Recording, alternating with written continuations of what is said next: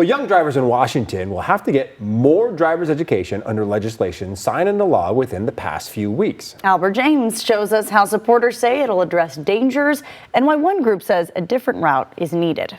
So our goal here is to make sure that our roadways are as safe as possible for everybody on them. Democrat Brandy Donaghy of Snohomish County says sweeping legislation signed into law this month moves the needle towards safer driving. Under House Bill 1878, mandatory driver's education will expand to drivers up to 21 years old by 2030. Right now, only 16 and 17-year-olds have to take driver's ed before getting their first license. For 18 to 25-year-olds who had not taken driver education, they had more than a 60% higher rate of crash involvement. Mark McKechnie with the Washington Traffic Safety Commission says young drivers are disproportionately involved in serious or deadly crashes, but driver's ed makes someone less likely to get into a crash. To make driving school more accessible, the law also creates a voucher program to help with costs, allows online driving courses, and lets students do most of their behind-the-wheel training in one day if they have hardships like living far away. We did want to provide an opportunity for them to at least have a chance to get that time in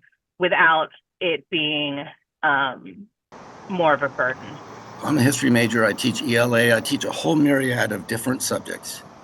But in a way, there's nothing that I've taught that is more important than driver education. Alex Hansen, president of the Washington Traffic Safety Education Association, applauds lawmakers for trying to tackle a big challenge, but says the bill doesn't get up to speed. He's concerned about the quality of education offered online and adjustments to behind-the-wheel instruction. Hansen ultimately believes supporting driver's ed in public schools is the best way to promote safety, as they can reach all school-aged young drivers. Kids who have access to a driver education program in the local high school where they already attend, they're going to take it.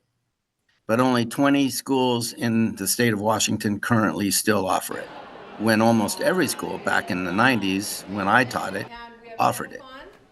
And almost everybody took it.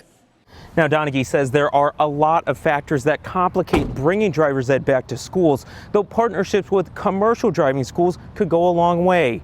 She says the idea is to ultimately expand mandatory driver's ed to 25. In Olympia, I'm Albert James reporting.